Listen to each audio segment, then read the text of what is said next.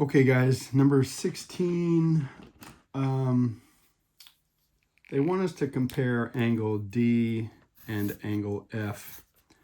And the best that I can figure out is that, let me shade this one in red. As I'm looking at this, I'm looking at these two triangles, and I could prove that they're congruent because these are vertical angles, and vertical angles are congruent.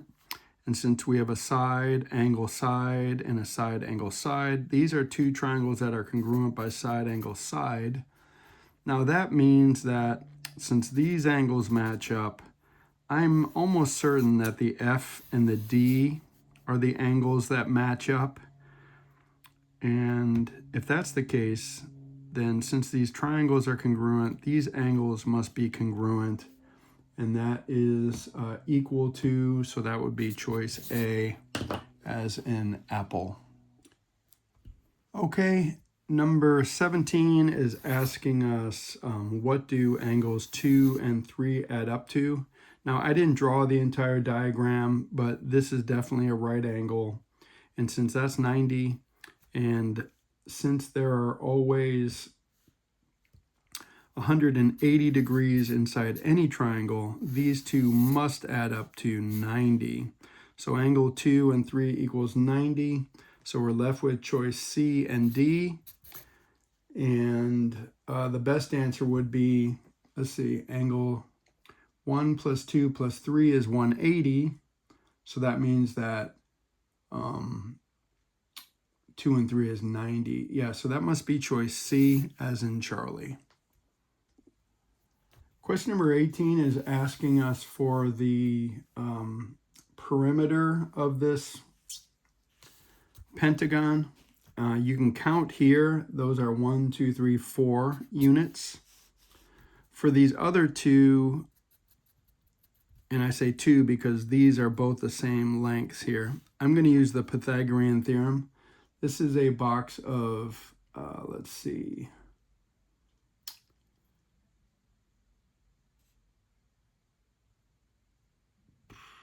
this is a box of 1. This is a 1, 2, 3. So that means this missing side here, I'll call that X, and this one's the same over here. So I just have to find that one. So I'm going to say 1 squared. Again, I'm looking at this little right triangle here, plus 3 squared equals X squared. So 1 plus 9 equals X squared. 10 equals X squared. That means that X is the square root of 10. Okay, so we've got 2 of those. So right now I've got a 4, I've got a square root of 10, I've got another square root of 10. I'm going to do the same here. I'm going to figure out what this side is here. I'll call it Y, using the Pythagorean theorem of this little right triangle I just made.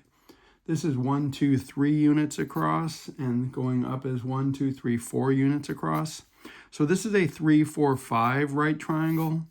Again, that's one of our Pythagorean triples, but if you did the math, it would be 3 squared plus 4 squared equals Y squared, and you would get 5. So that is also 5 there. Again, these are two little congruent triangles. So 5 and 5. Okay, so when we add 4, 5, and 5 together, we get 14. When I do the square root of 10, let me open up my calculator. Okay, square root of 10.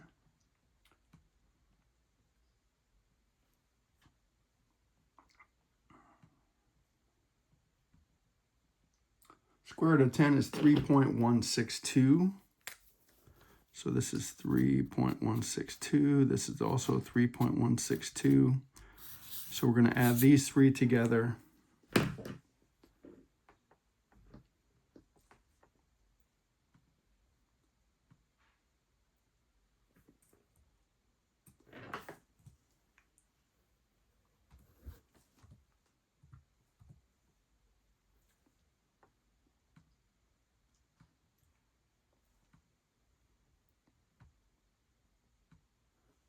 Okay, when I add those all together, I get 20.32.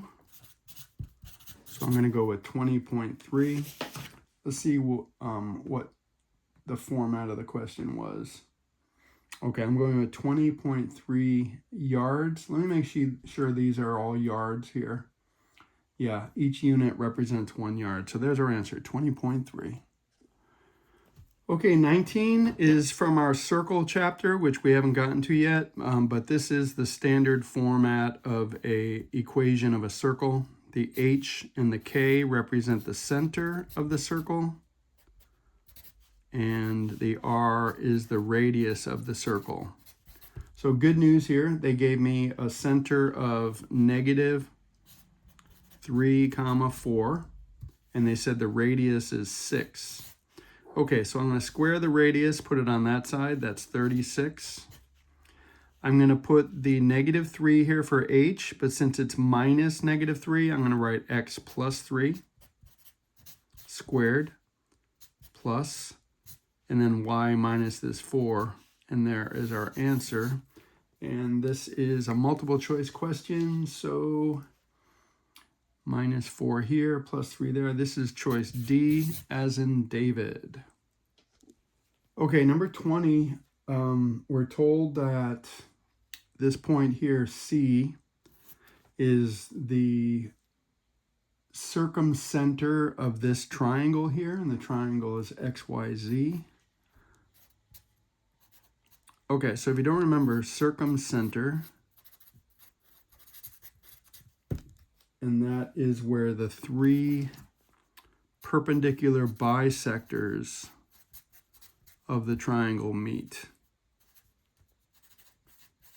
So imagine a perpendicular bisector here, splitting this side in half with a right angle. Same thing on this side. And then the same here. And that would be splitting that in half. Okay, so that means this has been bisected here. So these two parts are the same. Let's see if that's one of our answers. CX congruent to CY. Yes, that's one of our answers. So that is choice A. So A is part of our answer. Let's look at choice B. It says CZ is congruent to XY. CZ and XY. No, that makes no sense whatsoever. CZ and XY, so no to B. Let's look at C. C is part of the answer. Let's figure out why. C says CXZ is isosceles. CXZ. Okay, so this is definitely an isosceles triangle. Here's why. This is a radius from here to here. This is also a radius from here to here, and all radii in a circle are congruent. So that definitely is true for C. Let me go to D. CYZ is equilateral. Let's see, CYZ. So it's definitely isosceles. I don't know why this here would be equal to either of those, so I'm going to say no to D. And then finally, E is correct. They're just asking, is XY a diameter? Yes, it goes all the way through the center of the circle. So those are the 3 answers, A, C, and E to number 20. Okay, number 21 is in our circle chapter. We haven't gotten to that yet either. But in order to find X, this is how you would set this thing up. You would say the entire length here, 12 plus X, multiplied by just the outer portion, 12, has got to be equal to this entire length here, which in this case would be 10 plus 8 or 18, times just the outer portion, 10. So that's 180 on that side. Distribute here, we get 144 plus 12x. Subtract 144 from both sides, we get 12x equals 36.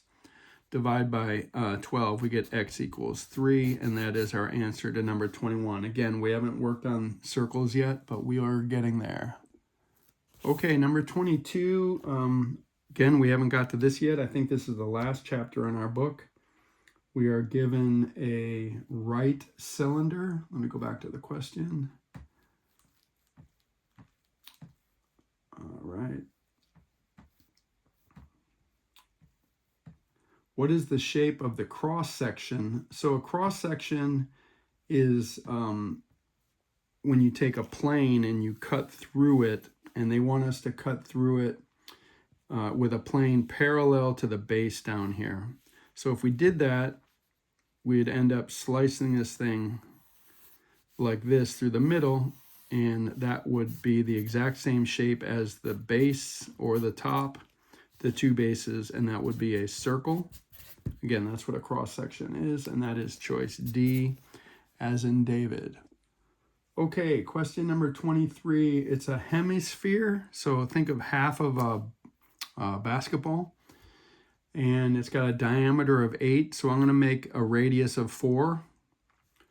And the reason I do that is because of the formula I need here to find the surface area. So our surface area formula here is an entire sphere would be 4 pi r squared.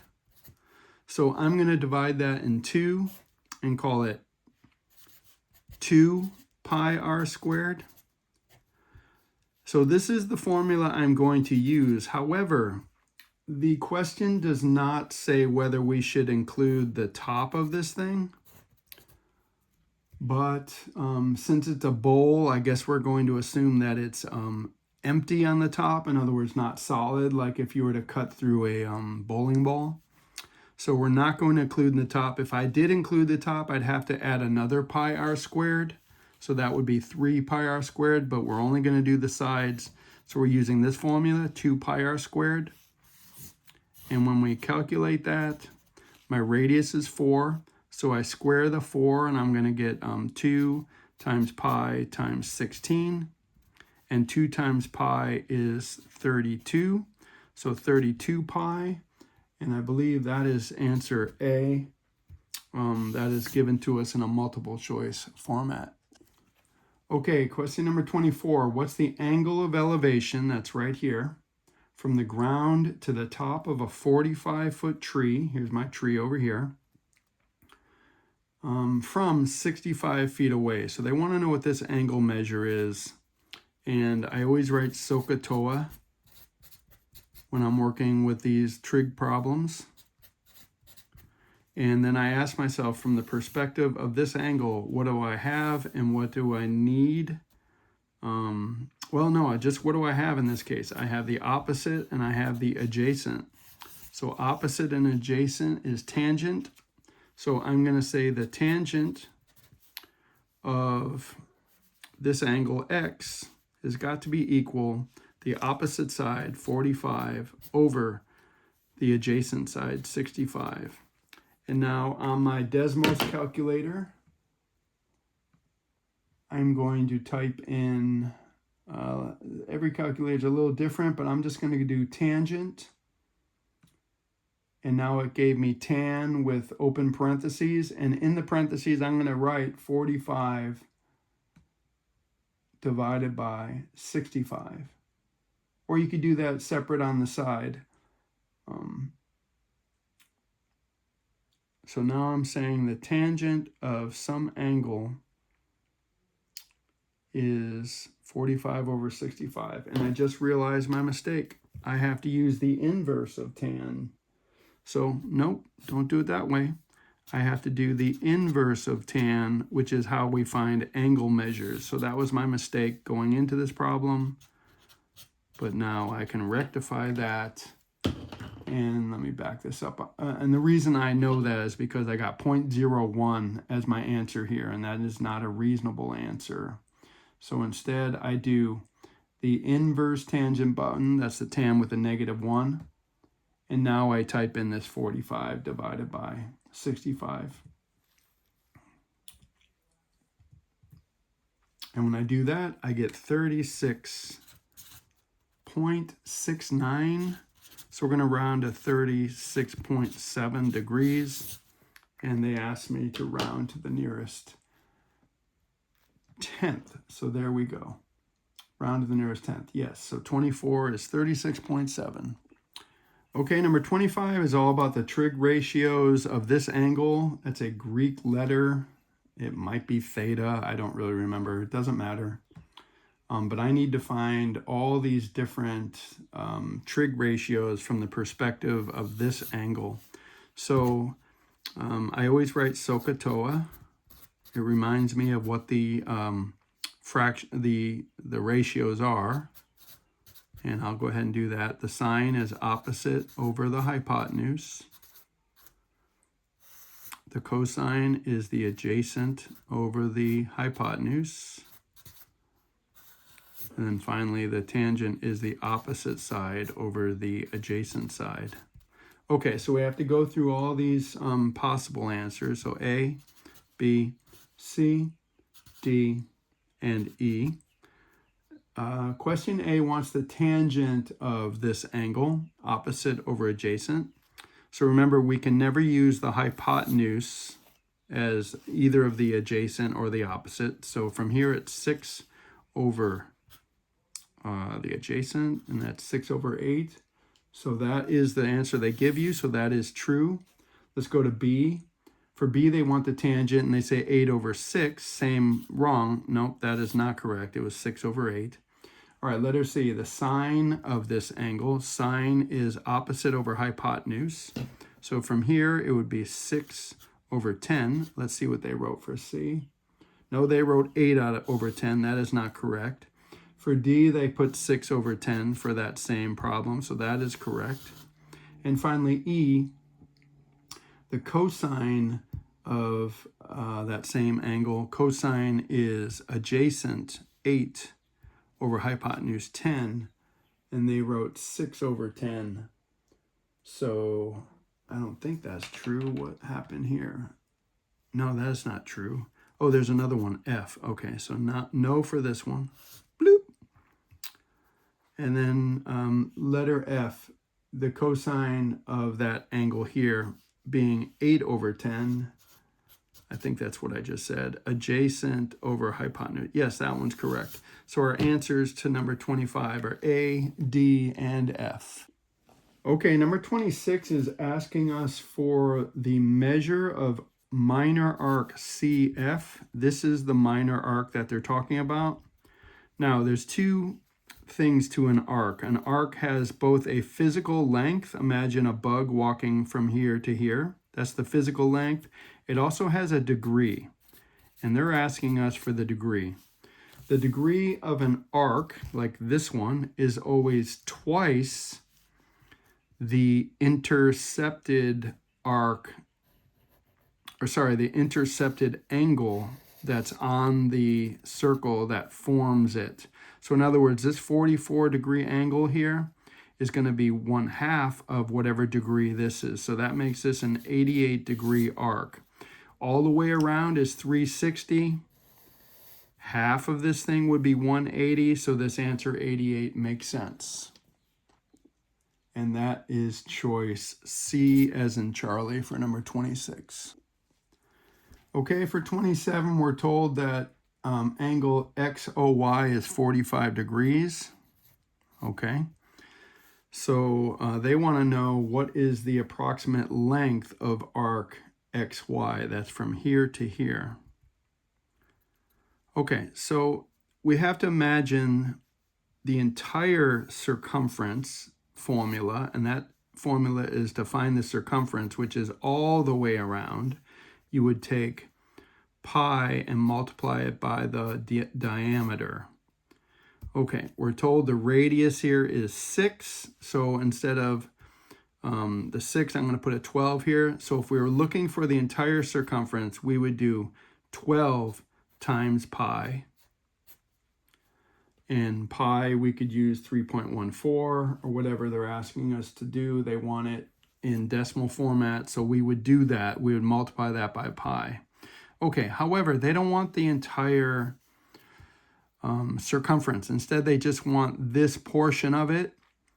And see how this is 45 degrees here? That means this is 45 degrees here. The arc in measure is the same as the central angle that forms it. That way I can now use a fraction of the entire circumference to find just this part. And that entire, that fraction would be 45 over 360. There's 360 degrees all the way around, and if that's only 45, then I'm going to use this fraction. Okay, I'm going to put all this information into my calculator, and I'll come up with our answer for you. Again, we're looking for this arc here. Give me 1 minute to put these numbers into our calculator. Okay, when I do that, I get about 4.71, and that is choice C, if I'm not mistaken. Let me just double check. Yes, 4.71, and that is our answer, choice C for number 27. Okay, number 28 is a question about three-dimensional figures. So imagine if you took this half circle and you spun it around this line super fast. What you would end up seeing is a sphere. So A is a sphere. If you were to spin this around super fast going this way, you would end up with a cone. Sorry, a cylinder, my bad. You would end up seeing something like this. So that is a cylinder. And that is choice B. And then finally, this one, if you spun this around super fast, it would form a cone. And those are our answers. A is sphere, B is cylinder, C is cone. Okay, number 29 wants to know the volume of this cone.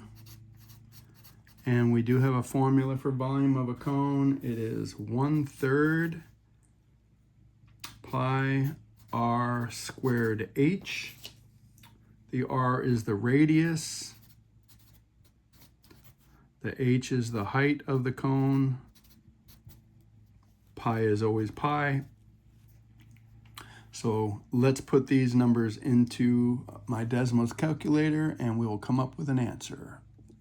Okay, running those numbers through, I get 7.263, and that is choice B as in boy.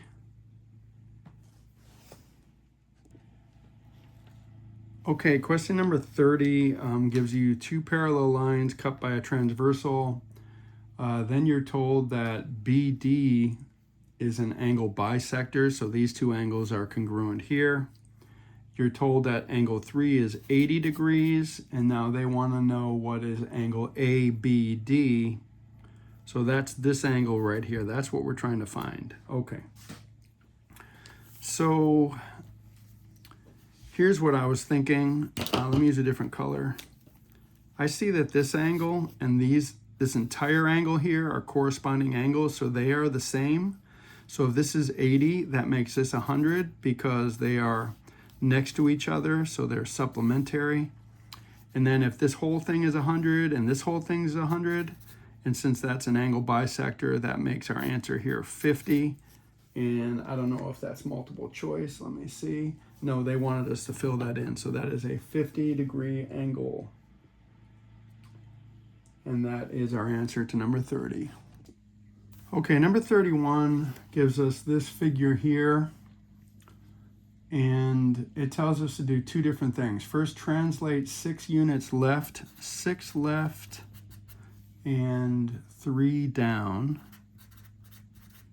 Okay, so let me do that part first. 6 left and 3 down. I'm going to do that to all 3 of our vertices. 6 left for this one goes 1, 2, 3, 4, 5, 6, and then 3 down, 1, 2, 3. This one again, 6 left, 1, 2, 3, 4, 5, 6, 3 down, 1, 2, 3. And then 6 left, 1, 2, 3, 4, 5, 6, 3 down, 1, 2, 3. Okay, so that's the first part. And then the second part is, sorry about that. Okay, our second part is go 90 degrees counterclockwise. Okay, well, there's a formula for this to go, to make a 90-degree rotation counterclockwise. That's, okay, the formula is this. It's a XY turns into negative Y, comma, X. Okay, so if I list all the points after we've done the just the translation part, we have negative 5, 0. We have 2, 1. And we have this point, negative 3, negative 4. Okay, so if I run these through our second part, the y becomes negative and it goes to the front, so negative 0 is still 0. And then the x is our next answer, okay? And then the 2, 1, let's see, the y becomes negative and it goes in the front, so that's negative 1. Sorry, negative 1. And then we keep the x and we put it second, so that becomes 2, negative 1, 2. And then finally, the negative 4 gets made opposite of that, so that's positive 4. And then this goes as our y coordinate. And these are our answers. And let's see if this is multiple choice or what it is. Let's see. No, they want us to graph it. So let me graph these points. I don't have a third color here. I'll go back to red. Okay, so 0, negative 5. 1, 2, 3, 4, 5. That's down here. Negative 1, 2. Negative 1, 1, 2. That's here. And then finally 4, negative 3. 1, 2, 3, 4, 1, 2, 3. Okay, so this is our second transformation. All right, so again, first we translate it down to here, and then we get rotated, and it ends up over here. And that is the best answer I have for number 31. Okay, question number 32 gives us these 2 points, and then it says we need 2 more points to make a square. So I simply tried all the different points. Let me go ahead and show you the correct one after I tried a couple. So these 2 points, negative 3, 2, 1, 2, 3, 1, 2. And this point 5, 0, 1, 2, 3, 4, 5, turned out to be the one that worked. That created a square. So these are our 2 answers, and in the multiple choice format, negative 3, 2, and 5, 0, that is choice C. Again, that's the only selection there that create a square after you plot them. Okay, question number 33 says select all the lines in the proof of triangle ABC congruent to CDA. Let me go ahead and outline those. ABC, that's here, congruent to CDA, that's over here. Okay, so what would make those congruent? All right, so as I'm looking at this, I have these 2 parallel lines cut by that transversal, so I can see that that angle is going to be congruent to that angle. I can also see that this angle here is going to be congruent to that angle, and both of those are by alternate interior angles. And then they share this side, so by angle, side, angle, these are congruent triangles. So as I go through the list A, B, C, and D, A says AB is parallel to BC. Well, that's certainly not true. So no to part A. B says AC is congruent to CA. Well, they are the exact same thing. So that is true. Now, I would have said reflexive property, but they simply wrote figures are congruent to themselves. So I'm going to go ahead and say yes to that one, even though I would have said reflexive property, but it is true that figures are congruent to themselves. So let's go yes with that one. C says angle ACB, that's this one, is congruent to angle CAD, that's this one, by alternate interior angles. Yes, that is true. So I would say yes to this one as well. And then what is D talking about? BAC, that's this angle, is congruent to DAC, that's this angle here. No, that's not necessarily true. Certainly not by alternate interior angles, so no to D. Those are the two that I feel are correct. Oh, there's another one here. So E says the two triangles are congruent by angle, side, angle. Yes, that's what I came up with. So yes to angle, side, angle congruence. So those are your answers, B, C, and E.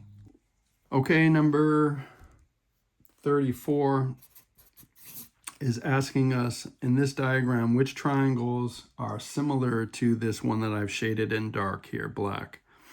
Okay, so first of all, the original big triangle has been split with this altitude here, and an altitude splits a right triangle into three similar triangles. So we know the big one is similar to this one here, the black one. So ABD is definitely a yes for that one. That's the first one. The other side to this is, let's see, once you split it here, it's E, B, and D, or B, D, E is what they're saying. So I'd say yes to that one. And the other two, I could not find a way to prove they were similar. And what I was looking for was angle, angle. This one and this one definitely have angle, angle. They, like, for example, this black little triangle has angle A. Well, so does the entire triangle. And since they both have a right angle in them, that's why that works by angle, angle. And same for this one on the right-hand side. Again, we have a right angle here, and they share angle D. So, oh no, they don't share angle D, do they? Well, it shares it with the big one. Anyways, these are the only two I found, the first one and the last one. The two in the middle, I couldn't find a reason, so I would say no to those. Okay, 35, we're given an isosceles trapezoid and a mid-segment here. If you don't remember, the mid-segment of an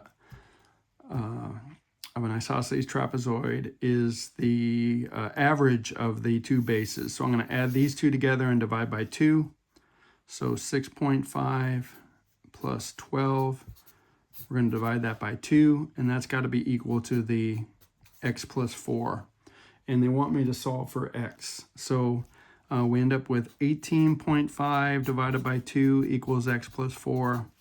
18.5 divided by 2 is 9.25 equals x plus 4.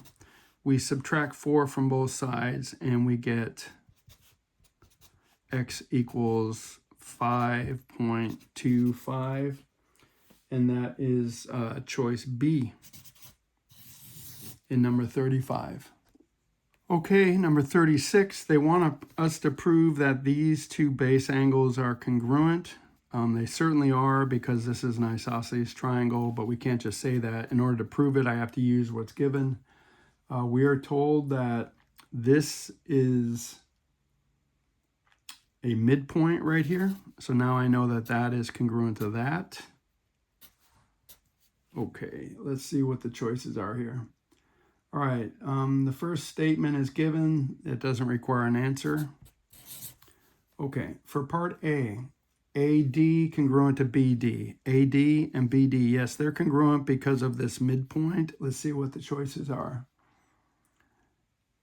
D is the midpoint of side AB, yes. So that answer to part A is A.